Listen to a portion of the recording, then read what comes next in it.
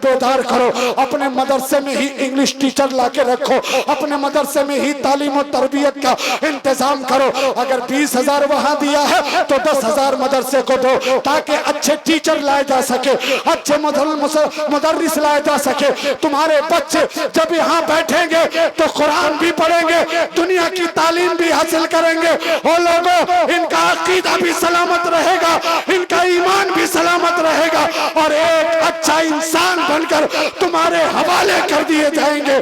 समाज भी बनता चला जाएगा, माहौल भी बनता चला जाएगा।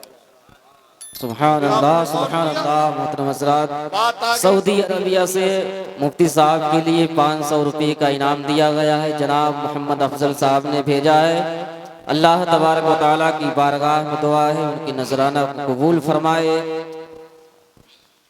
ओ लोगों, मैं अर्ज कर रहा था, कमेटी हजरात, जब अल्लाह ने आपको ये तौफीक दी है तो आप अपने गांव के लोगों से कांधे से कांधा मिला ले। और वो गांव वालों, मैं आपसे भी गुजारिश कर रहा हूँ, हालात बड़े खराब है, बेटियों की इज्जत सलामत नहीं है। क्या करोगे जलसे कराकर, क्या करोगे डेगे चढ़ाकर?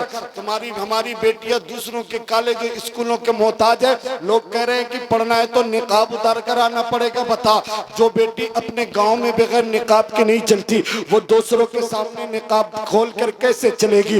वो लोगों, यही वजह है आज कई लाख, 6 लाख से ज्यादा लड़कियां मुर्तद्दा हो गई, दीन इस्लाम से फिर गई। बताओ, इसका गुनाह किसके सर जाएगा? क्या हमने डेगों के लिए पैसे नहीं जमा किए? क्या हमने शादियों में बेला वजह की दावतें नहीं उड़ाई? क्या बैंड बाजे में पैसे नहीं उड़े? क्या आतिशबाजी में हमारे पैसे नहीं खत्म हुए?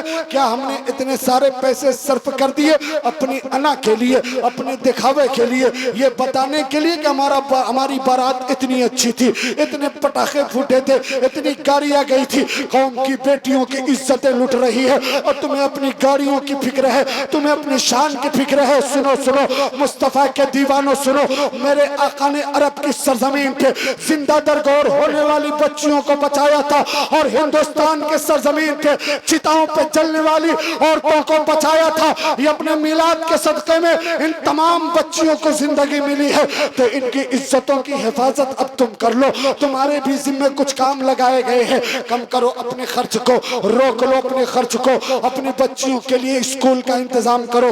पढ़ोगे तो आगे बढ़ोगे, पढ़ोगे तो तरक्की करोगे। तुम होटलों में बैठकर बातें करने के लिए नहीं, तुम मरीख का हिसाब लगाने के लिए हो। तुम चौराहे पे घूमकर सिगरेट के धुआं उड़ाने के लिए नहीं, बहन बेटियों पे जुमले कसने के लिए नहीं, इनकी इज्जत और इस्मत से खेलने के लिए नहीं, बल्कि तू वो मर्द मुजाहिद है कि अगर तूफान को तरफ देख ले तो तूफान अपना रुख मोड़ लिया करता है।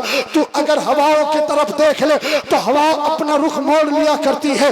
तू वो मर्द मुजाहिद है कि अल्लाह ने तुझे वो तसर्रुफात अता किए हैं कि तू जो चाहे अल्लाह की मर्जी से वो कर सकता है। और लोगों, आओ आओ, मैं आपको बात बताता हुआ चलूं। हजरत अब्दुल मुत्तलिब ने सोचा कि बड़ा काम कर लूं, तो लोगों को बुलाया। वो लोगों, एक काम मैं करने जा रहा हूँ। मक्का के सरदारों ने कहा, कौन सा काम करेंगे? कहा, वो जमजम का कुआं जो गायब हो गया है ना। कहा, गायब तो हो गया है। कहा, मैं उसे तलाश करना चाहता हूँ। तो मक्का के दूसरे सरदारों ने सोचा, अगर अब्दुल मुत्तलिब ये काम कर देंगे तो इनका नाम हो जाएगा कि जो काम कोई नहीं कर सका वो अब्दुल मुत्तलिब कर लेंगे। आज भी कुछ ऐसे लोग होते हैं टांग खींचने वाले, वो खुद तो काम करते नहीं लेकिन वो दूसरे के कामों को टांग लड़ाते हैं और रुकावट डालते हैं, रोड़ा डालते हैं। ऐसे लोग इंसानियत के खिलाफ काम करते हैं, उन्हें सूझबूझ में आ जाना चाहिए। सुनो, हजरत अब्दुल मुत्तलिब से लोगों ने कहा, ना, हम आपको वो कुआं खोदने नहीं देंगे। आपको कैसे मालूम? उसकी निशानी क्या है, उसकी दलील क्या है? उस कुएं को आप जमजम का कुआं कहेंगे। दुनिया भर की बातें लोग करने लगे। हजरत अब्दुल मुत्तलिब खाने काबा के सामने आते हैं, अर्ज करते हैं, ए खाने काबा के मालिक, ए परवरदिगारे आलम, ए खल्ला के कायनात, अगर तू मुझे 10 बेटे अता कर दे ताकि उनके जरिए से मैं जमजम का कुआं खोद सकूं, तलाश कर सकूं। ए मौला, अगर तू मुझे 10 औलादें अता फरमा दी तो मैं तुझे तेरी बारगाह में एक औलाद को कुर्बान करूंगा। आपने ये मिन्नत मांगी, अल्लाह ने अपने करम से उन्हें 11 औलादे अता फरमा दी। हजरत अब्दुल मुत्तलिब के 11 औलादे, जिनमें से एक का नाम अब्दुल्ला है। हजरत अब्दुल्ला मेरे आका के वालिद गिरामी का नाम है। और लोगों सुनो, ये अब्दुल्ला है। अब्दुल्ला हजरत अब्दुल मुत्तलिब 11 औलादे पैदा हो गई। आपने जमजम का कुआं तलाश कर लिया। बात यहीं पे रोकता हो। कुछ दिन के बाद सोए हुए थे अब्दुल मुत्तलिब, ख्वाब में किसी ने कहा, ओ अब्दुल मुत्तलिब, क्या तूने वादा नहीं किया था कि अल्लाह तुझे 10 औलादे दे दे, तो एक औलाद को तू अल्लाह की राह में कुर्बान करेगा। अल्लाह ने तुझे 11 औलादे अता फरमाई, एक को तो कुर्बान कर, अपना वादा पूरा कर। अब्दुल मुत्तलिब नींद से बेदार होते हैं, अपने बेटों को बुलाया, कहा बात ऐसी है, मैं बहुत तेजी के साथ मिलाद मुस्तफ़ा पढ़ रहा हूँ, बात ऐसी ऐसी है, मैंने ये मिन्नत मानी, ख्वाब में मैंने ये देखा, किसी ने याद दिला दी, ये बताओ मुझे एक बच्चे को अल्लाह की बारगाह में कुर्बान करना है, किसे कुर्बान करूँ तुम लोग बता दो। एक बेटा खड़ा हुआ, कहा अब्बा मुझे कुर्बान कर दो। दूसरा खड़ा हुआ, अब्बा मुझे कुर्बान कर दो। तीसरा खड़ा हुआ, अब्बा मुझे कुर्बान कर दो। चौथा खड़ा हुआ, अब्बा, यानी 11 बच्चे सारे के सारे खड़े हो गए, कहा मुझे कुर्बान कर दो। आज का कोई ऐसा बेटा होगा जो कहेगा कि अब्बा मुझे मार डालो, कुर्बान कर दो? कहेगा कि जा, तूने मिन्नत मांगी है, तू अपनी जान दे, मैं क्यों जान देने वाला। वो वफादार बेटे थे, कहने लगे अब्बा कुर्बान कर दो। हजरत अब्दुल मुत्तलिब ने फरमाया एक को कुर्बान करना है, इतने सारों को नहीं, मैंने एक की मिन्नत मांगी है, आखिर किसको कुर्बान किया जाए, सारे के सारे तैयार है। तो लोगों ने कहा, बच्चों ने कहा, अब्बा जान ऐसा करे कि नाम निकाले, जिसका नाम निकल आएगा उसी को कुर्बान कर दे।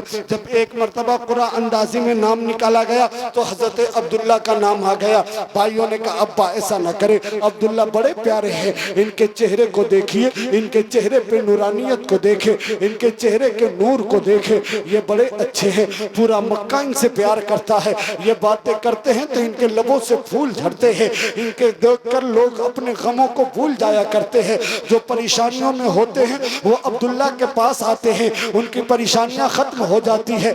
जो दुख तकलीफ में होते हैं वो अब्दुल्ला के पास आते हैं, उनके तमाम दुख तकलीफ खत्म हो जाते हैं। ए अब्बा, अब्दुल्ला को नहीं। अब्दुल मुत्तलिब ने कहा ठीक है, फिर दोबारा कुरान अंदाजी करते हैं। दोबारा नाम निकाला गया, फिर अब्दुल्ला का नाम आया। तीसरी मर्तबा भी नाम निकाला गया, फिर तीसरी मर्तबा भी हजरत अब्दुल्ला का नाम आ गया। अब अब्दुल मुत्तलिब ने फरमाया ना, अब तो मैं कुर्बान कर दूंगा। आओ सुनो, मक्का वाले आ गए, कहा अब्दुल मुत्तलिब ऐसा न करे, अब्दुल्ला को तो नहीं बल्कि और किसी बच्चे को भी नहीं, किसी को कुर्बान नहीं करना है। कहा फिर मैं क्या करूं, मैंने तो वादा किया है अपने रब से। तो मक्का वालों ने कहा एक राय है। कहा कैसी राय है, कैसा मशवरा है? कहा एक काहिना औरत रहती है, उसके पास चले जाइए। कहा किस लिए? कहा वो आपके मसले का हल निकाल देगी। वो लोगों हजरत अब्दुल मुत्तलिब अपनी 11 बेटों को लेकर उस काहिना औरत के पास जाते हैं। जाने के बाद उसके घर के दरवाजे पर दस्तक दी। वो एक बूढ़ी औरत थी, वो अपने तो दस्तक को सुनकर आवाज देती कौन? कहा सरदार मक्का अब्दुल मुत्तलिब तुम्हारे दरवाजे पे आया है। वो बुढ़िया सर को खोले हुए लाठी टेकते टेकते आती है, दर का दरवाजा खोलती है, कहती ओ सरदार मक्का बताओ किस काम ने मेरे दरवाजे तक तुझे पहुंचाया है, किस वजह से यहाँ पहुंचे हो? सुनो सुनो, मेरे आका सल्लल्लाहु ताला अलैहि वसल्लम के दादा जान है, उन्होंने उस बुढ़िया के सामने, कायनात के सामने अपनी सारी बातें रख दी। कहा अब्दुल्ला का एक अब्दुल्ला है जिसका नाम बार बार आ रहा है, मेरा कोई एक मसला है उसे हल कर दो, कोई इसका रास्ता निकाल दो। वो बुढ़िया कहती है, काहिना कहती है, ए अब्दुल मुत्तलिब सरदार मक्का क्या आप उस बच्चे को दिखा सकते हैं? अब्दुल मुत्तलिब फरमाते क्यों नहीं, जरूर दिखा सकता हूँ। कहा सारे बच्चों को एक एक तरफ करके अब्दुल्ला को उनके आगे लाकर खड़ा कर दिया। जैसे ही उस काहिना औरत ने हजरत अब्दुल्ला को देखा है, उसकी पहली नजर पड़ी है, वो फौरन अपने घर के अंदर जाती है। जाने के बाद सर पे दुपट्टा रखकर आती है और आने के बाद कहती है, ए अब्दुल मुत्तलिब, ए सरदार मक्का, ए मुतवल्ली काबा, अपने बेटे को अपने घर लेकर चले जाइए। अब्दुल मुत्तलिब फरमाते हैं, ओ बुढ़िया तुझे रास्ता बताने के लिए पूछ, मैंने कहा है अपने घर का रास्ता बताने के लिए नहीं बल्कि मसला हल करने के लिए कहा है।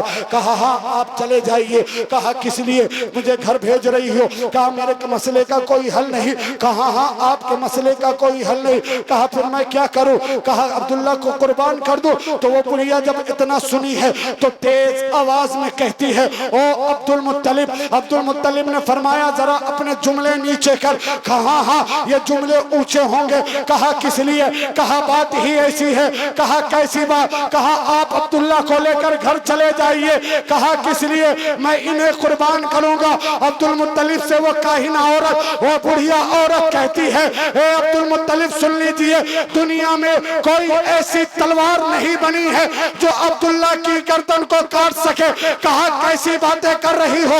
इतनी बड़ी बात कहां से तूने कर दी? तो वो बुढ़िया कहती है, ए अब्दुल मुत्तलिब, मैंने हवा हवाई बात नहीं की है, बल्कि मैंने पिछली किताबों में पढ़ा था एक आखिरी पैगंबर आने वाला है, नबियों का नबी आने वाला है, सरदार अंबिया आने वाला है। ए अब्दुल मुत्तलिब, मैंने उसके आने की सारी निशानियां देख चुकी, एक निशानी बाकी थी जो मैंने अभी देखी है। कहा कौन सी निशानी?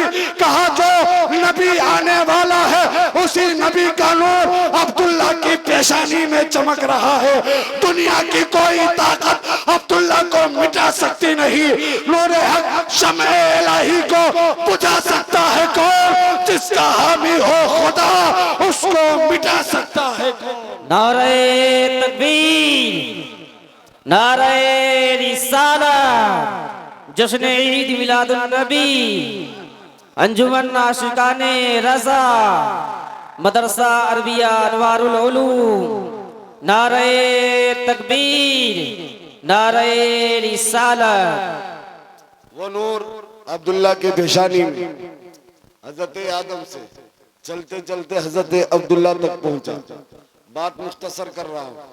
उसके बाद हजरत अब्दुल्ला का निकाह वहब बिन अब्द मनाफ की बेटी हजरत आमिना से तय हुआ।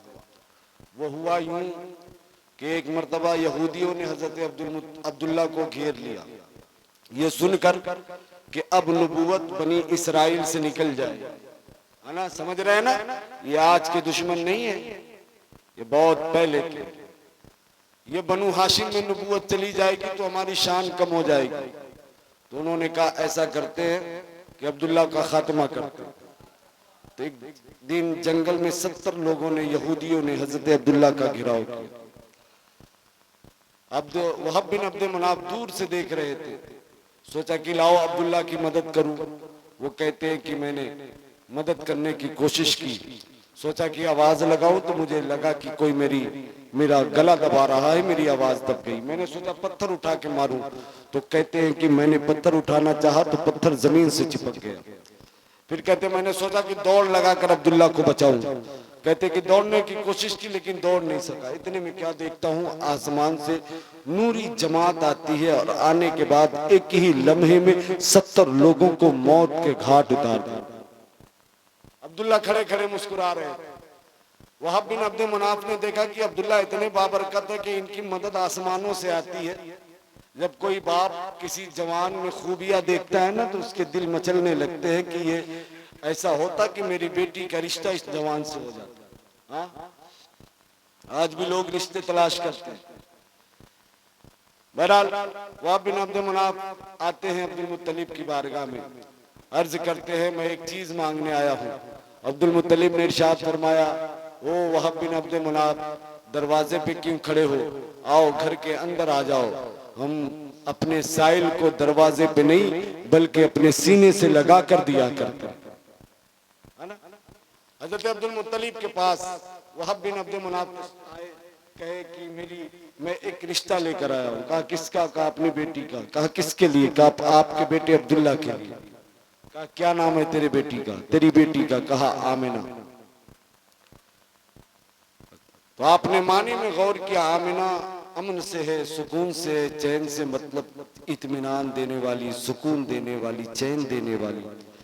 और जब आमिना और मेरे बेटे अब्दुल्ला का निकाह होगा तो इनसे जो औलादें पैदा होगी, जो औलाद आएगी, वो पूरी दुनिया में सुकून तकसीम करेगी। आपने कहा मुझे रिश्ता मंजूर है। यार हजरत अब्दुल मुत्तलिब ने जमीन नहीं पूछी, जायदाद नहीं पूछी, हाँ बारातियों का कितना इंतजाम कर पाओगे नहीं पूछा, क्या दोगे अपनी बेटी को नहीं पूछा, कितनी बकरियां कितने ऊंट दोगे नहीं पूछा, कुछ नहीं, बस नाम पूछा। आज हमारे हालात, अपने आपका बेटा क्या है, वो पैसे कमाता है, शाम को जाके शराब पीता है।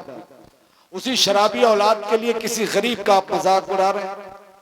उसकी बेटी का हाथ मांगने गए, कहा हाँ तेरी बेटी से रिश्ता लेने आया हूं, लेकिन ये फला गाड़ी चाहिए, वो बुलेट चाहिए, वो अपाची चाहिए, वो सोने का हार चाहिए, और वो अंगूठी चाहिए सोने की, वो इतने बाराती है, इतने घराती है, ये वो इतने कपड़े, ये सारी फरमाइशें, सारी लिस्ट उस शराबी औलाद के लिए आपने दी।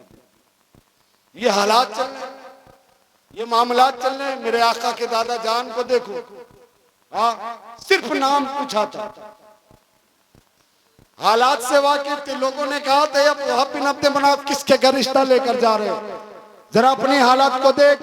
तू कहाँ अब्दुल मुत्तलिब कहाँ, तू कहाँ एक आम सा आदमी वो सरदारे मक्का, तू कहाँ तेरे पास एक दो बकरियां, उनके पास हजारों बकरियां, तेरी हैसियत क्या, उनका मकाम और मर्तबा क्या है, जरा सोच के बात कर। किसकी बारगाह में रिश्ता लेकर जा रहा है। तो वहाब बिन अब्द मनाफ ने कहा ना, मैं जाऊंगा, हालात कुछ भी हो जाए, चाहे वो अपने बच्चे का हाथ दे या ना दे, लेकिन मेरे दिल में ख्वाहिश है, मैं जाऊंगा उनसे अपनी बेटी का रिश्ता तलब करने। अब्दुल मुत्तलिब ने उनको खुलूस के देखा, सिर्फ नाम को पूछा था और अपने बेटे अब्दुल्ला से रिश्ता कर दिया, निकाह हो गया। हजरत आमिना का हजरत अब्दुल्ला से, हजरत अब्दुल्ला के निकाह के बाद हजरत आमिना अपने घर 3 दिन के बाद जाती है।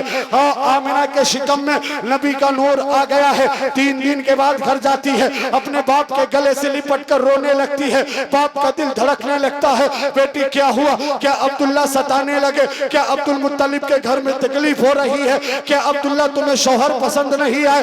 बेटी का लहजा बदल गया कि हाँ अब्बा कैसी बातें कर रहे हैं, क्या अब्दुल्ला के जैसा भी किसी का शौहर है, अब्दुल मुत्तलिब के घराने के जैसा भी किसी का घराना है।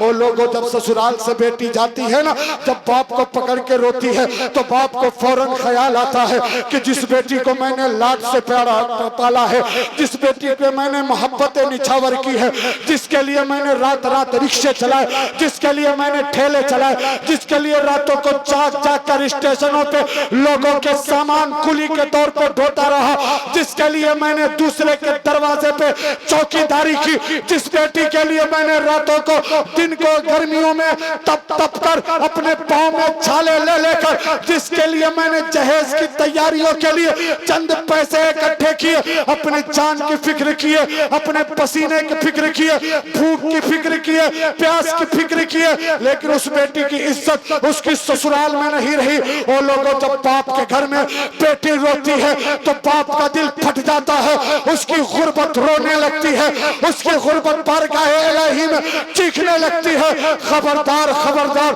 अगर तुम्हारे घर में किसी की बेटी बहू बन के आई है तो उसे कलेजे से लगाकर अपनी बेटी बनाकर ससुर का हक अदा कर देना, सास का हक अदा कर देना, अपनी बेटी बनाकर। अगर तुम शौहर हो तो ऐसे ही मोहब्बत करना जैसे रसूलुल्लाह ने अपनी बीवियों से मोहब्बत किया है। एक दिन मेरे आका सल्लल्लाहु अलैहि वसल्लम है अपने घर में रात के वक्त आते हैं और धीरे धीरे पंजों के बल चलते हैं। हजरत आयशा सिद्दीका सो रही थी, उम्मुल मोमिनीन आराम फरमा रही थी, मेरे आका पंजों के बल चल रहे हैं। इतने में आयशा की आंख खुलती है, सिद्दीका रदियल्लाहु ताला अन्हा की आंख खुल जाती है। क्या देखती है कि आका अपने पंजों के बल चल रहे हैं। अर्ज करती है या रसूल अल्लाह, ये आपका घर है, ये आपका मकान है, आप ऐसे क्यों चल रहे हैं, आप चाहे जैसे चलिए, आखिर ऐसे पंजों के बल चलने की जरूरत क्या पेश आई। मेरे आका ने फरमाया, ए आयशा, जब मैं घर के अंदर दाखिल हुआ तो मैंने क्या देखा कि आयशा तुम सो रही हो, तो मैंने अपने पंजों के बल चलकर ये इसलिए अपने कदमों के चाप को हल्का कर लिया ताकि तुम्हारे नींद में खलल न पड़े, तुम्हारी नींद न टूट जाए। वो लोगों, मेरे आका ने बीवियों से इतना प्यार किया है और मेरे आका ने अपने बीवियों से इतनी मोहब्बत मोहब्बत अता फरमाई। सुनो सुनो, ये आकाए दो जहां है सल्लल्लाहु ताला अलैहि वसल्लम, सारी कायनात का आका होकर अपनी बीवी से इतना प्यार कर रहा है। हमारा हाल क्या है कि एक की किसी की बेटी है जिसे हमने बीवी बनाकर हम ले आए हैं, उसे गाली भी दे रहे हैं, उसे मार भी रहे हैं, उसे पीट भी रहे हैं। ओ लोगों, कैसा समाज है तुम्हारा, कैसा तरीका है तुम्हारा। ओ मेरी बेटियों, ओ मेरी बहनों, तुम भी किसी घर की बहू बन के आई हो, तुम उस घर की शान हो, तुम उस घर की इज्जत हो। तुम्हारी आवाज बाहर नहीं जानी चाहिए।